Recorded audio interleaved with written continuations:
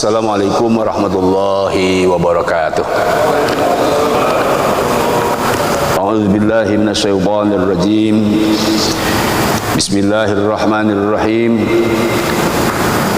Alhamdulillahirabbil alamin wa bihi nasta'inu ala umuri dunya waddin. Wassalatu wassalamu ala asrofil anbiya'i wal mursalin sayyidina Muhammadin wa ala alihi wa sahbihi ajma'in, amma ba'du. Rabbi shrah li sadri wa yassir li amri wa hlul 'uqdatam min lisani yafqahu qawli waj'alni waziran min ahli. Allahumma alhimna ilman nafqahu bi awamiraka wa nawahiyaka warzuqna fahman na'lamu bihi kaifa nunajika ya arhamar rahimin. Asbahna wa amsayna ala fitраtil Islam wa ala kalimati ikhlas wa ala dini nabiyina Muhammadin sallallahu alaihi wasallam wa ala millati abina Ibrahim hanifan muslima wa kana minal musyrikin. Asbahna wa asbahal mulku lillah walhamdulillah wa la ilaha illallah wallahu akbar wa la haula wa la quwwata illa billahil aliyyil azim. Mari kita lanjutkan tafsir Maudhu'i. Insyaallah hari ini kita akan membahas surat At-Taubah ayat 120. Surat Al-Baro'ah atau At-Taubah ayat 120, 121 dan 122. Judul dari tiga ayat ini ada dua tugas dalam Islam. Pertama, tugas pergi ke Senayan, dan kedua, tugas pergi ke pesantren. Di surah Al-Baro'ah ayat 120 isinya menjelaskan tentang pergi ke Senayan untuk mengamankan konstitusi. Sedangkan di ayat 122 isinya umat Islam harus pergi ke pesantren untuk mengamankan ayat-ayat kitab suci. Kenapa kita harus membahas dua lembaga ini, Senayan dan pesantren? Karena menurut ajaran Islam, dua lembaga ini penting. Meskipun menurut para ulama, yang satu fardu kifayah, yang satu fardu ain. Kalau ke Senayan disilahkan berjuang di medan tempur untuk mengamankan konstitusi, itu hukumnya fardu kifayah bagi yang punya kemampuan.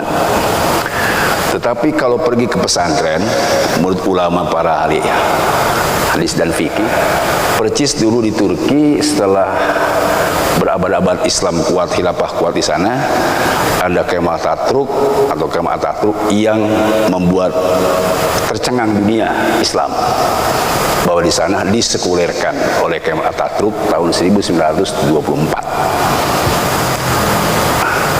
Ketika ada di media sosial viral seorang pemimpin ziarah ke makam Kemal Atatürk, itulah makanya saya harus membahas hari ini supaya tidak ketularan. Padahal Kemal Atatürk itu meninggalnya saja dalam sejarahnya tidak terima bumi. Nah, tentu saja di ayat ini saya akan menjelaskan seperti biasa, yaitu dua metode, dua cara. Metode dan cara pertama tentu saya akan menjelaskan secara teksnya, ayat yang 120 atau 122, yaitu menjelaskan nasnya. Tentu diambil dari kitab-kitab tafsir yang mutabar. Ya, dari Jalalain sampai ada beberapa tafsir yang saya pernah baca. Kemudian kalau pergi ke Senayan, tentu juga ini dikaitkan dengan realitas kehidupan yang saat ini nampak menurut kita sebagian, ada sebagian tidak. Menurut sebagian di antara kita, lembaga ini sudah melihat realitas kenyataannya ketika para eksekutif yang harusnya tidak menyetujui tentang hal yang tidak menguntungkan rakyat malah disetujuinya. Bahkan di sinyalemen ada konspirasi. Mereka itu juga diatur oleh para eksekusi. Bukti nyata satu contoh yang dimana hukum tertinggi di Indonesia harus ditegakkan secara adil, tapi ternyata terjadi juga ketidakadilan. Hukum tumpul ke atas, tajam ke bawah. Sebagian umat Islam, hukum di negara kita ini tumpul ke atas, tajam ke bawah. Dan ini menunjukkan bahwa indikasinya ya khawatir tadi jadi sekularisme. Kira-kira seperti itu dari ayat yang kita harus bahas. Di ayat 120, sebelum kepada konteks masyarakat yang ada di sekeliling Madinah, orang Baduy. Baduy itu bahasa kita orang kampung, dusun. Tidak pantas baik orang kota, orang kampung. Apa yang tidak pantas? Ayatakhallafu an Rasulillah. Ini khobar kana, tapi menurut ahli tafsir nahyi, larangan. Yang tidak pantas adalah mereka tidak ikut serta bersama Rasulullah untuk berperang, berjihad. Khobar, tapi ini maksudnya nahyi. Maksudnya ayatakhallafu an Rasulillah, dilarang mereka untuk tidak ikut serta dengan Rasul dalam berperang Tabuk. Dilarang. Artinya apa? Fatwa para sahabat pada saat itu berdasarkan Al-Quran di dalam surat At-Taubah 41 bahwa ikut perang bersama Rasul wajib. Sebab infiru hifa pemafikola wajahid bi'amalikum anfusikum. Pergilah kamu di dalam berperang, baik dalam keadaan ringan, maksudnya karena banyak dan jadi ringan, bahkan wafikola harus ikut juga perang bersama Rasul dalam keadaan berat. Karena sedikit jumlahnya, apalagi perang Tabuk cukup berat, panas dan peceklik.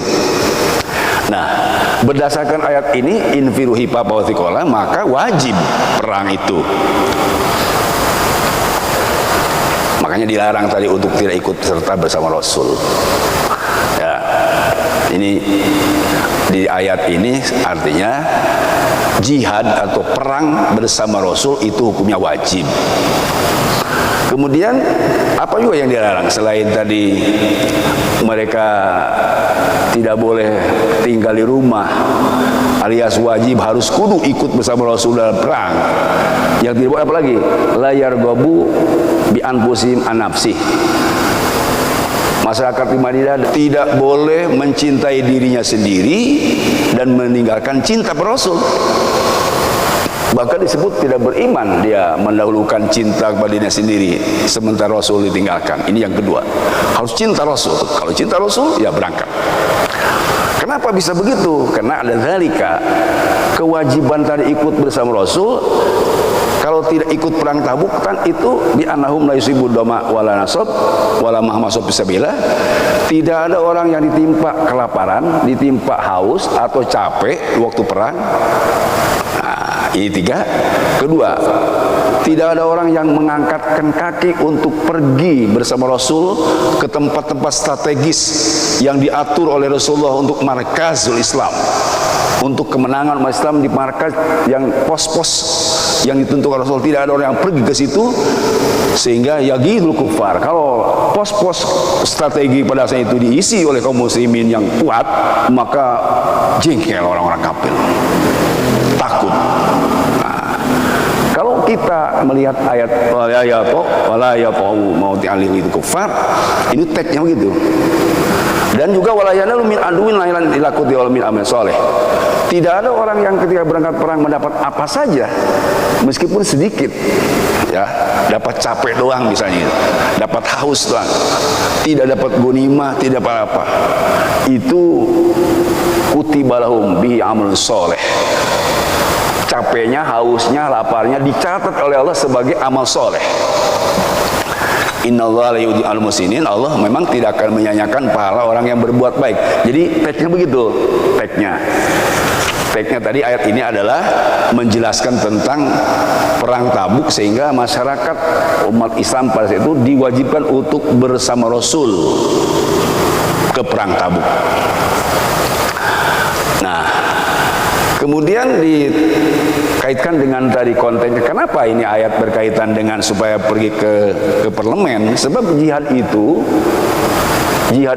perjuangan untuk kemenangan Islam. Kalau nanti jihad kemudian ada qital, itu terakhir. Bersungguh-sungguh dalam membela Islam itu diantaranya adalah jihad membela keyakinan, membela umat Islam, membela teritorial. Dan kalau sekarang misalnya di Indonesia untuk membela Islam, membela teritorial, NKRI, membela keyakinan, tidak bisa lepas dengan parlemen.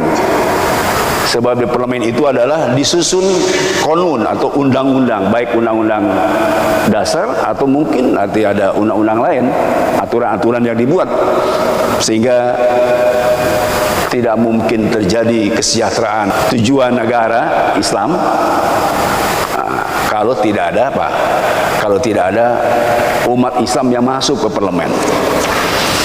Makanya kalau kita lihat teks ayatnya itu, wala yata'una mautiyan yang kufar, tidak ada orang yang berangkat ke Senayan dari umat Islam dan penuh tiap-tiap partai oleh kelompok umat Islam, yagidul kufar, pasti orang kami jengkel.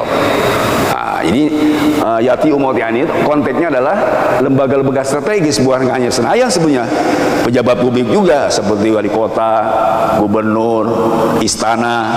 Nah, itu harus dikuasai oleh umat Islam. Kalau dikuasai, umat Islam duduk di situ, kakinya menginjak di situ, kursinya memang diduduk oleh umat Islam, ya gidul kufar. Pasti mereka marah. Bahkan di dalam tafsirnya mereka jadi takut kalau kita duduk di situ. Sekarang bisa melihat berapa jumlah persentase umat Islam di Senayan atau di parlemen atau di badan pejabat publik. Memang banyak memang kalau dihitung jumlah persentasenya. Tetapi kualitas dari umat Islamnya ya tentu ya masih pertanyakan.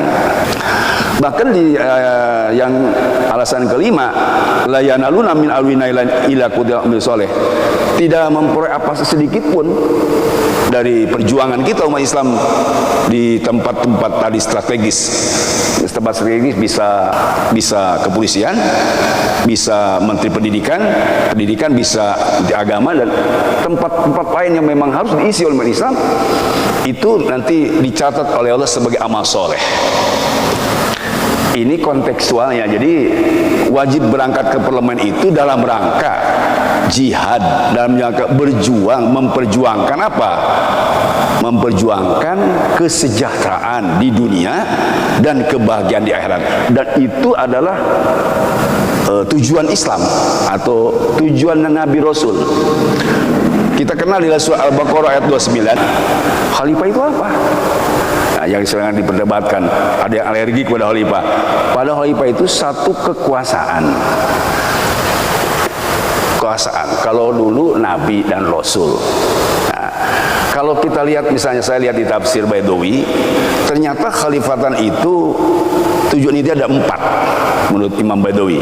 Ya, diawali dari khalifatan, kata Imam Baidawi, wa kadzalika kullu nabiyyin istahahumullah. Demikian pula nabi-nabi oleh Allah dijadikan khalifah. Dimulai Nabi Adam sampai Muhammad SAW. Apa tujuannya? Ada 4. Pertama, Umaratul Ard. Nabi dan Rasul itu supaya mengurus bumi, mengurus alam, mengelola alam. Itu pertama. Yang kedua, siasatun nas, untuk mengurus dan menyiasati manusia, SDM. Kalau tadi SDA yang pertama dikelola oleh umat Islam, yaitu dipimpin oleh para nabi dan rasul. Yang kedua yaitu SDM. Dan yang ketiga, tanfidu ahkamillah atau tambiu amamillah, untuk melaksanakan hukum-hukum Allah, untuk melaksanakan perintah Allah. Kalau dalam bahasa formal yang ditakuti orang, untuk melaksanakan hukum Islam. Kalau perintah Allah ya masih tidak takut mereka. Tapi kalau sudah bicara hukum Islam ada yang alergi. Tapi memang begitu tafsirnya, untuk melaksanakan hukum Allah. Dan yang keempat menurut Imam Al-Baidawi, yaitu takmilun nufusihim, untuk membersihkan jiwa manusia, untuk memperbaiki dan membengkel hati manusia dan jiwa manusia. Jadi ada 4. Itu menurut Imam Baidawi. Tapi Imam Mawardi lain lagi. Kalau Imam Mawardi di dalam kitab Fiqh Siyasah, ini berdasarkan surat Asy-Syura ayat 13, sya'alakum minad dini ma wasabihi nuha waladzi awhayna ilaika, dan seterusnya, itu ada an aqimuddin. Jadi Allah telah mewahayukan kepada Nuh, kepada Musa, kepada Isa dan Ibrahim, kepada Nabi Muhammad SAW. Apa yang diwahyukan? An aqimuddin, untuk iqamatuddin, menegakkan agama. Untuk menegakkan agama ini nggak bisa tanpa dunia. Makanya nanti muncul ada fikih siasah. Bagaimana tentang siasah al-Islamiyah itu? Ya, siasah Islamiyah agak halus, berbeda dengan tadi khilafah Islam. Khilafah. Nah, kalau khilafah kan tadi kan ya ada yang alergi, tapi kalau nggak apa-apa, kalau yang khilafah kita bicara nggak apa-apa. Tetapi yang umum adalah bagaimana siasah Islamiyah atau fikih siasah itu. Kata Imam Mawardi itu hanya dua. Pertama, fikih siasah itu ya iqamatuddin. Iqamatuddin, tegakkan agama. Isinya ada 4. Pertama, nusratuddin, bela itu tauhid. Jadi kita menegakkan sebuah negara itu atau fikih siasah, menguasai tentang politikan itu untuk iqamatuddin, membela keyakinan, membela tauhid. Itu yang pertama. Yang kedua, nusratul syariah, untuk membela Islam. Nah, Islam itu tentu tadi ada macam-macam rumpunnya. Ya, tapi secara umum syariat itu Islam. Tegakkan dan bela Islam, adil dan sebagainya. Dan kalau di dalam siasah Islamnya itu ada khusus hukum, nusratul hukmi, untuk menegakkan hukum. Sebagai seorang hakim yang memang harus adil, jaksa juga harus adil. Kalau terdakwa jangan dipaksa kalau gak mau sidang online. Nah itu kan karena tidak adil, ya udah dipaksa. Nah, katanya begitu. Yang saya dengar itu mengerikan juga. Itu berarti tidak menggunakan surat Al-Maidah ayat 8. La yajrimannakum syana'anu qaumin ala ta'dilu i'dilu huwa aqrabu taqwa. Jangan kamu berbuat tidak adil kepada orang yang dianggap tidak sejalan dengan kamu, dianggap oposisi dengan kamu, bahkan mungkin dianggap musuh. Tidak boleh dalam Islam. Dengan musuh sekalipun, sebelum diputuskan dieksekusi harus tetap berbuat adil. I'dilu, berbuat adil. Ini kalau tadi dalam siasah nasrul hukmi, itu tujuannya supaya hukum ini adil. Ya, itu yang ketiga. Dan yang keempat, tujuan fikih siasah itu adalah wad'ul Quran ala ghairih, atau wad'ul Quran ala qanun dalam tafsir lain. Meletakkan ayat-ayat suci di atas ayat-ayat konstitusi. Makanya para penegak republik ini sudah menggunakan itu, asasul qanun itu, qanun asas itu, yaitu wad'ul Quran al qanun. Quran itu harus ada di atas undang-undang. Makanya ketika preambul undang-undang itu, dengan rahmat Allah yang Maha Kuasa. Jadi rahmat Allah itu sudah dilakukan. Muncul lagi Pancasila, ketuhanan yang Maha Esa. Itu sudah meletakkan asas-asas kitab suci, asas-asas kitab suci, di bawahnya adalah asas-asas ayat konstitusi. Sebab tidak akan bisa masuk kalau Al-Quran dimasukkan ke ayat konstitusi, tapi konstitusi masuk kepada Al-Quran, itu menurut ajaran Islam, asas Islamiyah. Sebab di dalam surah Al-Imran itu, ma faratna fil kitabi min syai', tidak ada satu aspek pun yang terlewatkan di dalam Islam, di dalam Quran, dari urusan mikro sampai makro, dari urusan dunia sampai akhirat, urusan keluarga sampai urusan negara, ada semua di situ. Namanya Islam kafah, sempurna. Ini ada 4 dasar di dalam iqamatuddin menurut Al-Mawardi itu. Kemudian apa yang disebut yang rumpun kedua adalah riayatul ummah. Ini pecahan dari tadi yang disebut Imam Baidawi. Riayatul ummah apa? Melindungi, memelihara, mensejahterakan rakyat. Jadi tadi kalau disebut Imam David adalah siasatun nas, untuk mengelola SDM. Pertama di dalam ri'ayatul ummah itu ada itharul ummah al-afrod wal jamaah. Harus mendahulukan kepentingan umat, kepentingan rakyat daripada kepentingan pribadi dan kepentingan lembaga atau kepentingan partai. Itu harus nomor dua. Harus didahulukan kepentingan umat dulu, rakyat dulu, sebelum pribadi, sebelum partai. Ini yang pertama, ri'ayatul ummah. Ya, yang kedua, tugas pokok dari ri'ayatul ummah adalah takfiful ummah, memberi kesejahteraan kepada umat, disejahterakan kehidupannya. Dan yang ketiga, tasarruful alam lil ummah laisa bighairihim, mengelola sumber daya manusia untuk rakyat, bukan untuk yang lain. Apalagi dikirim ke luar negeri, sebab tidak boleh sebiji beras pun keluar diberikan kepada rakyat lain kecuali surplus atau lebih. Kalau masih kurang tidak boleh. Jadi namanya ekspor itu artinya rakyatnya sudah sejahtera. Boleh, tapi sebelum sejahtera tidak boleh diekspor. Bagaimana mengimpor? Itu juga ada ABC-nya. Mengimpor dari luar negeri ada ABC-nya. Boleh tidak? Manakala sudah hajah masa baru boleh. Dan sudah diusahakan maksimal. Negara kita tidak berkemampuan untuk mengelola dan tidak ada dasar, tidak ada alat dan tidak ada sumber dasarnya. Ya kalau ngimpor garam di negara lain mah aneh atuh, kan orang mah negara laut. Masa garam di luar negeri? Kan lucu misalnya. Ini maksud saya, kalau impor dari luar itu memang kalau sudah tidak ada di negeri kita. Ini contoh saya Pak ya. Sebab tadi tasarruful alam lil ummah laisa lighairihim. Dan yang keempat, tujuan yaitu ri'ayatul ummah adalah ta'minul ummah, memberi rasa aman, damai kepada rakyat. Ini baru yang pertama Pak. Konstitusi satu alur, kemudian alur yang lain kan kita harus juga membahas tentang pergi ke pesantren. Kalau ke Senayan dari sudah. Di ayat 122 itu menjelaskan tentang wa makana mu'minun yang firu kafah. Kenapa semuanya pergi ke medan perang? Kan Rasul waktu itu tidak pergi. Kenapa semua pergi ke medan perang? Tidak ada orang yang berangkat bersama Rasul atau tinggal sama Rasul. Wa makana mu'minun yang kafah falaulan aparu min kulli minkum taifah. Kenapa tidak satu kelompok tidak pergi kepada medan perang?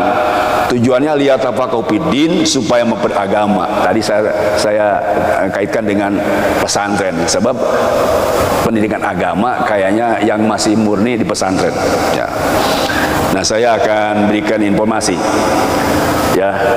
Pesantren tidak nginduk ke UNESCO, tidak nginduk ke Diknas, tidak nginduk ke PBB. Kalau Kemenag membuat dikti diniyah dan pesantren, nah sebetulnya itu mengaburkan pesantren, sebab pesantren tidak nginduk kemana-mana. Pesantren nginduknya kepada Allah Subhanahu Wa Taala. Jadi kalau pesantren itu cukup lillahi ta'ala, lillahi ta'ala, induknya kepada Allah Subhanahu wa Ta'ala. Makanya saya sampaikan kepada teman-teman saya di Al-Badar, kalau memang mau bercicing di pesantren tidak lillahi ta'ala, lebih baik jangan, lillahi ta'ala. Bahkan saya ngomong kepada teman-teman, kalau mau bikin pesantren lebih baik bubar saja, sebab tidak akan nyambung. Makanya tadi ada mutafaqih fiddin, ada al-faqih fiddin. Bukan hanya ngerti agama, bukan, tapi mutafaqih. Tafaqih itu paham daki, diperdalam Islam itu gitu, agama itu, bukan hanya segala kulitnya ya. Makanya kalau ditanya bagaimana caranya Pak Kiai, Pak Ustadz itu mendidik di pesantren, memang 24 jam beda dengan sekolah, sebab mereka itu sudah datang dari jauh. Saya melihat hadisnya Pak ya. Kenapa saya sebut tadi pesantren ayat 120 ini? Sebab ada hadis yang diriwayatkan oleh dari Ibnu Abbas, bahkan hatta inna rajula yulaqiku abahu wa ummah.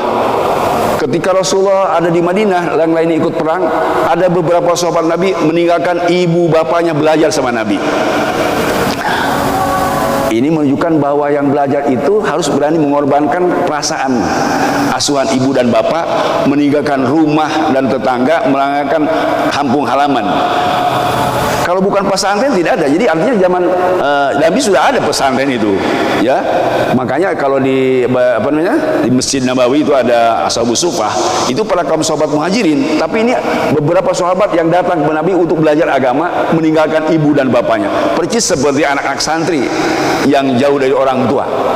Makanya satu bilang ayat 120 itu pergi ke Senayan untuk mengamankan konstitusi, ayat 122 pergi ke pesantren untuk mengamankan kitab suci, belajar agama bersama kiai, kira-kira begitu. Nah, kenapa kita harus seperti itu? Ingat Pak, surat At-Taubah ayat 39, ya, illa tanfiru yu'adzibkum adzaban alima. Kalau kita tidak pergi ke Senayan untuk jadi DPR, atau kita tidak mau dicalonkan jadi wali kota atau bupati atau gubernur, atau tidak mau dicalonkan jadi presiden, kalau tidak mau, sama kalau tidak mau pergi ke pesantren, yu'adzibkum adzaban alima, pasti Allah akan menyiksa, mengazab kepada kamu dengan azaban yang keras, baik itu di dunia karena tidak sejahtera, atau dizolimi orang, atau di akhirat kita masuk neraka, naudzubillah. Bahkan di dalam surat Muhammad itu, di dalam surat Muhammad itu cukup mengerikan, sampai disebutkan la illa yu'adzib adzaban alima wa yastabdil qauman ghayrakum. Kalau kamu tidak mau berangkat ke pesantren, kalau tidak mau berangkat ke Senayan, selain disiksa awalnya, siksa itu yastabdil qauman ghayrakum, akan diganti bukan bangsa dan agama kamu. Kalau kita sekarang tidak mempertahankan politik atau ikut berpolitik, seperti tadi ingin disekulerkan karena memang beda agama dengan negara, dunia dengan akhirat, seperti paham Soekarno atau paham Kemal Atatürk, seperti paham orang-orang yang sama. Jadi kita lebih baik dari kita maju daripada kita mundur, sebab kalau mundur diisi orang, kalau maju kita yang mengisi tempat orang. Lebih begitu. Ini teksnya di Al-Quran dalam surat At-Taubah ayat 39. Di dalam surat Muhammad ayat terakhir itu jelaskan wa yastabdil qauman ghayrakum, akan diganti parlemen oleh bangsa dan agama lain, akan diganti kota, wali kota, gubernur dan istana oleh bangsa dan agama lain kalau kita tidak masuk parlemen.